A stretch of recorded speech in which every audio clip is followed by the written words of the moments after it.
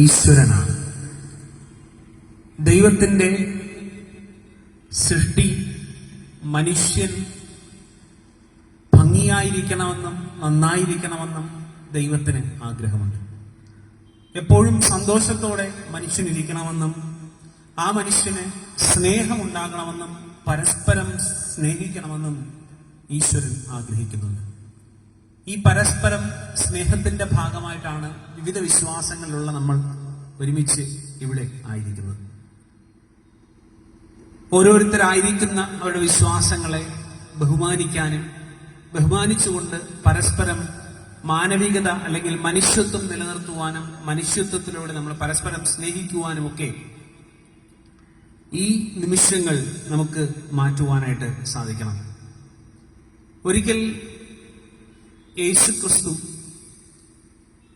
ഒപ്പമായിരിക്കുന്നവരുമായുള്ള സംഭാഷണങ്ങൾക്കിടയിൽ സംഭാഷിച്ചുകൊണ്ടിരുന്നപ്പോൾ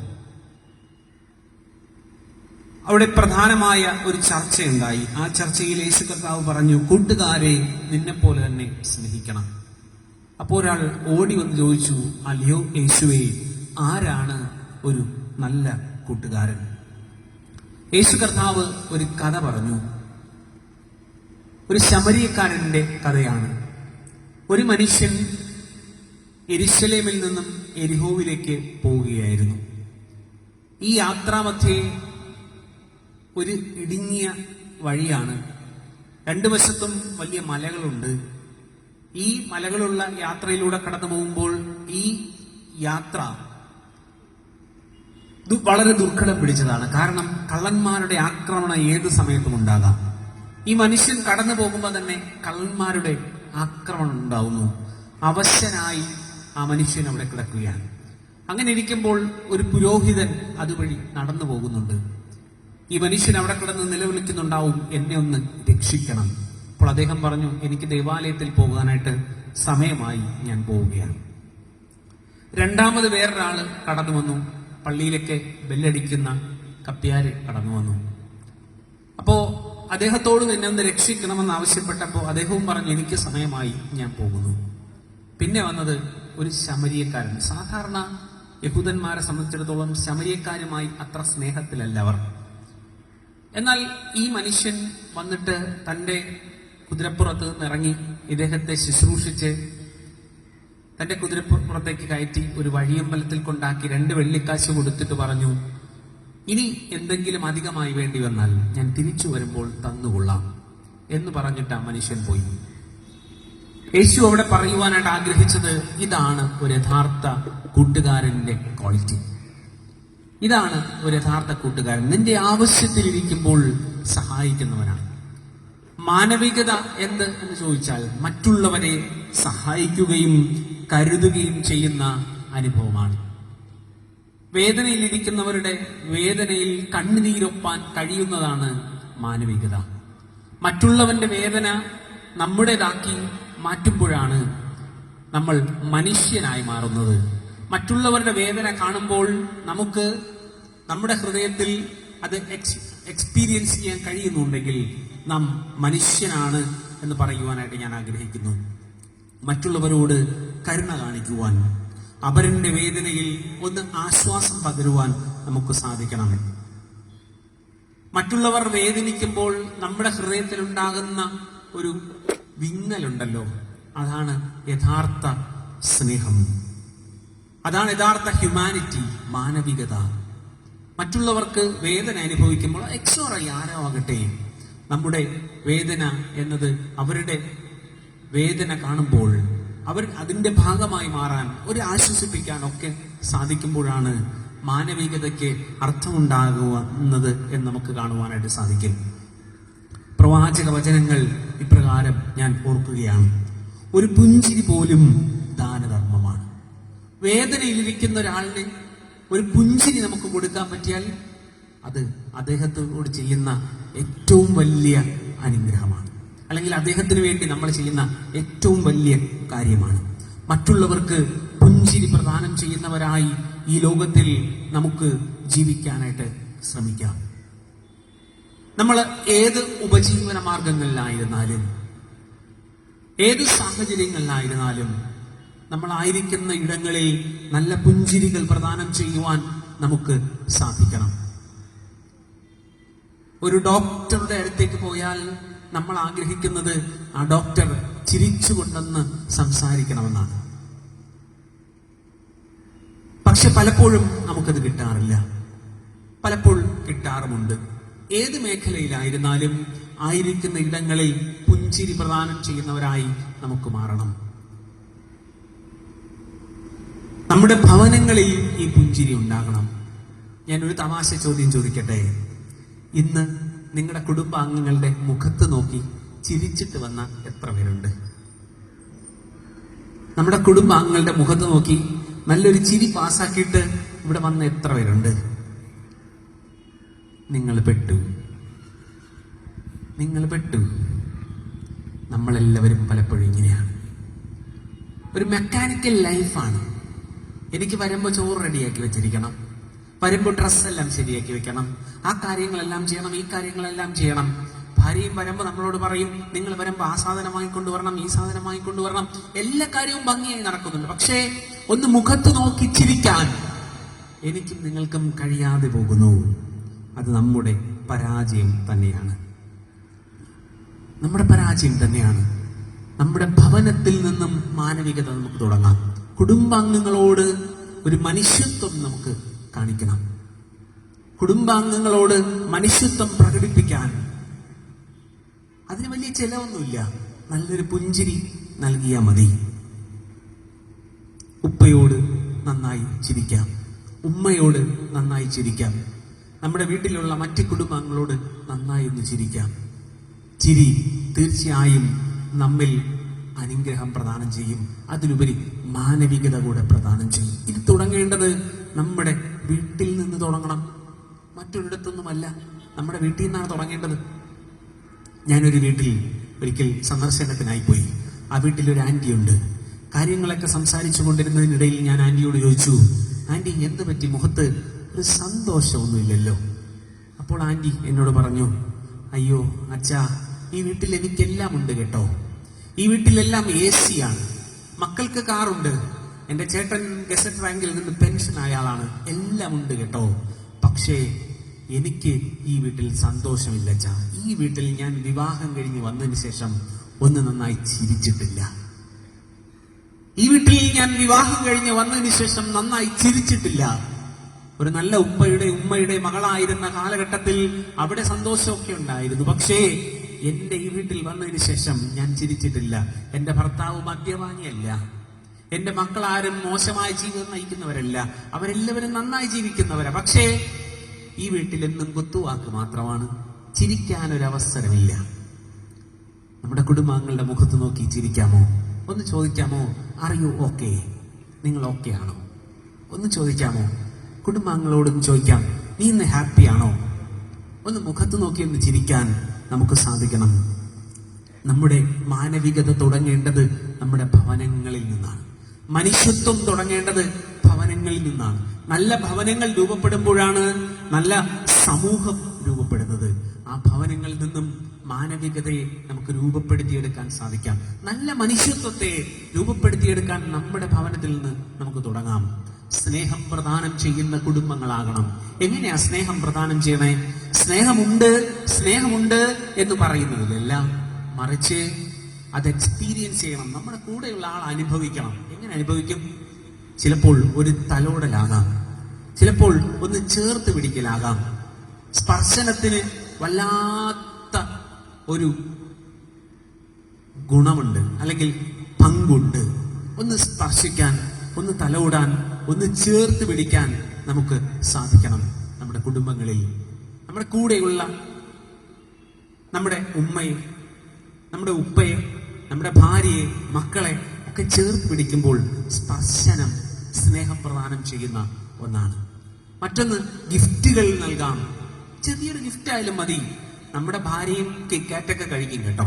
ഒന്ന് വാങ്ങിക്കൊടുത്താൽ, ഒരു മഞ്ച് വാങ്ങിക്കൊടുത്താൽ അവർ കഴിക്കും. ഒന്ന് വാങ്ങിക്കൊടുത്തു നോക്കണം. പക്ഷേ നമ്മൾ ആരും ഇതൊന്നും ചെയ്തിട്ടില്ല. അവർക്കെല്ലാം ആഗ്രഹമുണ്ട്, പക്ഷേ ഇതൊന്നും പലപ്പോഴും നമ്മൾ ചെയ്തിട്ടില്ല. നമ്മുടെ സമയം അവർക്ക് വേണ്ടി സ്പെൻഡ് ചെയ്യാൻ. ഈ ലോകത്തിൽ മറ്റുള്ളവർക്ക് കൊടുക്കാൻ പറ്റുന്ന ഏറ്റവും വലിയ സമ്മാനം എന്താണെന്ന് എന്നോട് ചോദിച്ചാൽ ഞാൻ പറയും നമ്മുടെ സമയം. നമ്മുടെ ഭാര്യയോട്, മക്കളോട്, കുടുംബാംഗങ്ങളോട്, സുഹൃത്തുക്കളോട് നമുക്ക് സ്പെൻഡ് ചെയ്യാൻ കിട്ടുന്ന സമയം ഏറ്റവും വിലപ്പെട്ടതാണ്, വിലമതിക്കാനാകാത്തതാണ് നമ്മുടെ സമയം. ആ സമയം നമുക്ക് കൊടുക്കണം. അങ്ങനെ മാനവികത നമ്മുടെ കുടുംബത്തിൽ നിന്നും തുടങ്ങേണ്ടത് ഏറ്റവും അനിവാര്യമായ ഒന്നാണ്. അങ്ങനെ നല്ല കുടുംബങ്ങൾ രൂപപ്പെടുമ്പോൾ നല്ല മനുഷ്യരുണ്ടാകും. സ്നേഹമുള്ള അംഗങ്ങൾ ഉണ്ടാകുന്നത് എവിടെയെന്ന് ചോദിച്ചാൽ സ്നേഹമുള്ള കുടുംബത്തിലാണ്. കിട്ടിയ സാധനം കൊടുക്കാൻ പറ്റൂ, ഇല്ലാത്ത സാധനം കൊടുക്കാൻ പറ്റൂ? ഇല്ല. വീട്ടിൽ നിന്ന് ആ സാധനം കിട്ടിയാലേ പുറത്തോട്ട് ഞാൻ പോകുമ്പോ ആ സ്നേഹം മറ്റുള്ളവർക്ക് കൊടുക്കാൻ പറ്റൂ. അപ്പോ എന്റെ വീട്ടിൽ നിന്ന് അതെനിക്ക് കിട്ടണം, അത് എക്സ്പീരിയൻസ് ചെയ്യണം. കുടുംബത്തിൽ നിന്നും ആ അനുഭവം നമുക്ക് യാഥാർത്ഥ്യമാകുവാനായിട്ട് സാധിക്കണം. ഇന്ന് മതപണ്ഡിതരുണ്ട്, ഡോക്ടേഴ്സ് ഉണ്ട്, എഞ്ചിനീയർമാരുണ്ട്, സാമൂഹിക പ്രവർത്തകരുണ്ട്, എല്ലാവരും ഉണ്ട്. പക്ഷെ ഇന്നില്ലാത്തതൊന്ന് മനുഷ്യരാണ്. നല്ല മനുഷ്യരുണ്ടാകണം. മനുഷ്യത്വമുള്ള, മാനവികതയുള്ള നല്ല മനുഷ്യരുണ്ടാകണം. വിശ്വസ്തരുണ്ടാകണം. അതിലുപരി ഈശ്വര ഭക്തിയുള്ള മനുഷ്യരുണ്ടാകണം. അങ്ങനെ ഉണ്ടാകുമ്പോഴാണ് നമ്മുടെ സമൂഹം ഏറ്റവും അനുഗ്രഹിക്കപ്പെട്ട ഒരു സമൂഹമായി മാറ്റപ്പെടുന്നത്. ക്ഷമിക്കുന്ന മനുഷ്യരുണ്ടാകണം. ക്ഷമയുള്ള മനുഷ്യരുണ്ടാകണം. ക്ഷമ തുടങ്ങേണ്ടത് എവിടെന്നാ? നമ്മുടെ വീട്ടിൽ നിന്നാണ് തുടങ്ങേണ്ടത്. വീട്ടിൽ നിന്നും ക്ഷമ തുടങ്ങണം. ഒരു കൊച്ചു സംഭവം ഓർമ്മ വരികയാണ്. ഒരു വിവാഹം ഒരിക്കൽ നടന്നു. വിവാഹം നടന്ന് അന്ന് രാത്രിയായപ്പോ വധുവും വരനും കൂടെ മുറിക്കകത്തേക്ക് കയറി കഥ കടച്ചു. അന്ന് രാത്രി മുതൽ അവർ കുടുംബജീവിതം തുടങ്ങാൻ തീരുമാനിച്ചു. വിവാഹം കഴിഞ്ഞ് ഒരുമിച്ച് വീട്ടിൽ വന്നു. കഥകൊക്കെ അടച്ചു. രണ്ടുപേരും കൂടെ ബെഡിലിരുന്നു. ബെഡിലിരുന്നിട്ട് പറഞ്ഞു, ഇന്നു മുതൽ നമ്മൾ ഇനി നമ്മുടെ ജീവിതം തുടങ്ങുകയാണ്. ഓ ശരി, സന്തോഷം. അങ്ങനെ ഇരിക്കുമ്പോൾ ഒരു എലി പെട്ടെന്ന് ജനലിനിടയിലൂടെ വന്ന് കഥകിനിടയിലൂടെ പോയി. അപ്പൊ അവർക്ക് എന്താണ് സംഭവം എന്ന് മനസ്സിലായില്ല. പെട്ടെന്ന് ഭർത്താവ് പറഞ്ഞു, ആ ഒരു എലി ഉണ്ടല്ലോ, ആ ജനലിനിടയിലൂടെ വന്ന് കഥകിനിടയിലൂടെ പോയി, നീ കണ്ടായിരുന്നു? അപ്പോ ഈ ഭാര്യയും പറഞ്ഞു, അതേ ചേട്ടാ ഞാൻ കണ്ടായിരുന്നു, ഒരു എലി വന്നിട്ടേ ആ കഥകിനിടയിലൂടെ വന്ന് ജനലിനിടയിലൂടെ പോയി, അത് ഞാൻ കണ്ടായിരുന്നു. ഭർത്താവ് പറഞ്ഞില്ല, ഞാനത് കണ്ടു. അതെ, ആ ജനലിനിടയിലൂടെ വന്ന് കഥകിനിടയിലൂടെയാണ് പോയത്. അല്ല ചേട്ടാ, ചേട്ടന് തോന്നിയതാണ്, ആ എലി പോയത് ഞാൻ വ്യക്തമായി കണ്ടു. ആ എലി പോയത് കഥകിനിടയിലൂടെ വന്ന് ജനലിനിടയിലൂടെ തന്നെ. അങ്ങനെ നല്ല തർക്കമായി. തർക്കം ഇങ്ങനെ മൂത്ത് വന്നപ്പോൾ ഭർത്താവ് പറഞ്ഞു, അന്നേ എന്നോട് പറഞ്ഞതാണ് ആ വെമ്പായം സൈഡിൽ പോയി വിവാഹം കഴിക്കരുതെന്ന്. കഴിച്ചാൽ അവിടെയുള്ള ഭാര്യമാരും ഭർത്താക്കന്മാര് പറയുന്നത് കേൾക്കുന്നവരല്ല. എന്നാലും എനിക്ക് പറ്റിപ്പോയി, ഇനി പറഞ്ഞിട്ട് കാര്യമില്ല. പക്ഷെ ഈ ഒരു കാര്യം ഓർത്തോ, ആ എലി ജനലിനിടയിലൂടെ വന്ന് കഥയിനിടയിലൂടെ തന്നെ പോയി. ഭാര്യയും പറഞ്ഞു, എന്നാലും മനുഷ്യ അന്നേ എന്നോട് പറഞ്ഞതാണ് ആ വമ്പായ സൈഡിൽ പോയി വിവാഹം കഴിച്ച വീടുകളൊന്നും മനുഷ്യർക്ക് പാക്കാൻ പറ്റിയ വീടുകളല്ല, പോകരുതെന്ന്. എന്നിട്ടും ഞാൻ കേട്ടില്ല. മനുഷ്യ, നിങ്ങൾ ഒരു കാര്യം ഓർത്തോ, എന്റെ വീട്ടിനടുത്തുള്ള ആ ഒരു അമ്മച്ചി വന്ന് അന്നേ പറഞ്ഞതാണ്, ഞാൻ കേട്ടില്ല. നിങ്ങൾ ഒരു കാര്യം ഓർത്തോ, ആ എലി വന്ന് കഥകിനിടയിലൂടെ വന്ന് ജനലിനിടയിലൂടെ തന്നെ പോയി. അങ്ങനെ അവരുടെ തർക്കം മൂത്തു. രണ്ടുപേരും അന്ന് രണ്ടിടത്ത് കിടന്നുറങ്ങി. രണ്ട് വീട്ടിലായി. 6 വർഷം രണ്ട് വീട്ടിൽ താമസിച്ചു. അത് കഴിഞ്ഞതിന് ശേഷം സാധാരണ ആൾക്കാരെല്ലാം കൂടെ, നാട്ടുകാരും വീട്ടുകാരും കുടുംബക്കാരും പള്ളിക്കാരും ഒക്കെ കൂടെ ചേർത്ത് ഇവരെ ഒരുമിച്ചപ്പോൾ വീണ്ടും ഇവരെ ഒരുമിച്ച് വന്നു. പ്രശ്നങ്ങളെല്ലാം മാറി, പരസ്പരം ക്ഷമിച്ചു. രണ്ടുപേരും മുറിക്കകത്ത് വന്നിരുന്നു, കഥ കടച്ചു. ഇനി നമ്മൾ തമ്മിൽ ഒരു പ്രശ്നമില്ല, നമുക്ക് ഇനിയെങ്കിലും നന്നായിട്ടങ്ങ് ജീവിക്കണം. നമ്മളെ ജീവിതത്തിന്റെ 6 വർഷം പോയി, ഇനിയെങ്കിലും പോട്ടെ. ഭർത്താവ് പറഞ്ഞു, എന്നാലും ആ ജനലിനിടയിലൂടെ വന്ന് കഥകിനിടയിലൂടെ പോയി എലി നമ്മുടെ ജീവിതത്തിന്റെ 6 വർഷം കളഞ്ഞു. ഭാര്യയും പറഞ്ഞു, എന്നാലും ചേട്ടാ, ആ കഥകിനിടയിലൂടെ വന്ന് ജനലിനിടയിലൂടെ പോയി എലി ജീവിതത്തിന്റെ 6 വർഷം കളഞ്ഞു. ഞാൻ എന്തിനു പറഞ്ഞു എന്ന് വെച്ചാൽ, പലപ്പോഴും നമ്മുടെ പിടിവാശികളാണ് നമ്മുടെ കുടുംബത്തിന്റെ സമാധാനം നഷ്ടപ്പെടുന്നത്, ദേശത്തിന്റെ സമാധാനം നഷ്ടപ്പെടുന്നത്, ക്ഷമയില്ലാതായി മാറുന്നത്. നമ്മിലെ ഈഗോ മനുഷ്യത്വത്തെ നശിപ്പിക്കുന്നതാണ്. നമ്മിലെ ഈഗോ, ഞാൻ പറയുന്നത് മാത്രം ചെയ്താൽ മതി, നീ എന്നോട് അങ്ങനെ ചോദിക്കാൻ നീ ആരാണ്? ഇതാണ് ഇന്നിന്റെ ചോദ്യം. ഈഗോ, ക്ഷമയില്ലായ്മ. അടുത്തിടെ പത്രമാധ്യമങ്ങളിലും ടിവിയിലൊക്കെ നമ്മൾ കേട്ടൊരു വാർത്തയുണ്ട്. ഒരു സഹോദരനെ പോലീസിൽ പിടിച്ചുകൊണ്ടുപോയി ക്രൂരമായി മർദ്ദിക്കുന്ന കാഴ്ച നമ്മളെല്ലാവരും കണ്ടു. ഒരു സാമൂഹിക പ്രവർത്തകനായ ഒരു സഹോദരനെ ക്രൂരമായി മർദ്ദിക്കുന്ന കാഴ്ച നമ്മളെല്ലാവരും കണ്ടതാണ്. അവിടുത്തെ യഥാർത്ഥ പ്രശ്നം എന്താ? അദ്ദേഹം ചോദിച്ചു, എന്തിനാണ് നിങ്ങൾ അവരോട് കയർത്ത് സംസാരിക്കുന്നത്? അവരോട് എന്തിനാണ് അങ്ങനെ ഇടപെടുന്നത്? അപ്പോ പോലീസുകാരനായ എന്നോട് അങ്ങനെ ചോദിക്കാൻ നീ ആരാണ്? ഇത് വീട്ടിൽ നിന്നാണ് തുടങ്ങുന്നത്. നമ്മുടെ എല്ലാവരുടെയും പ്രശ്നമാണ് ഈ ഒരു ഈഗോ ക്രൈസ്. അത് മാറേണ്ടതുണ്ട്. ചോദ്യങ്ങൾ ചോദിക്കാച്ചാലും പരസ്പരം ഐക്യത്തോടെ ക്ഷമയോടെ മുന്നോട്ട് പോകാൻ നമ്മുടെ കുടുംബത്തിൽ നിന്നേ നമ്മൾ പഠിപ്പിച്ചു വിടണം. ഇവിടെ ഈ ഒരു സഹോദരൻ മൃഗീയമായി മനുഷ്യത്വം നഷ്ടപ്പെട്ട രീതിയിൽ, അല്ലെങ്കിൽ മനുഷ്യത്വമില്ലാത്ത രീതിയിൽ പീഡിപ്പിക്കപ്പെട്ടത് ഈഗോ കാരണമാണ്. അത് മനുഷ്യത്വം നഷ്ടപ്പെടുത്തുന്ന ഒന്നാണ്. ഒന്നും വേണ്ട, നമ്മൾ ഈ റോഡിലേക്ക് ഒന്ന് ഇറങ്ങിപ്പോയാൽ മതി. കേരളത്തിൽ വളരെ വിഷമമാണ് റോഡുകളിലൂടെ യാത്ര ചെയ്യാൻ.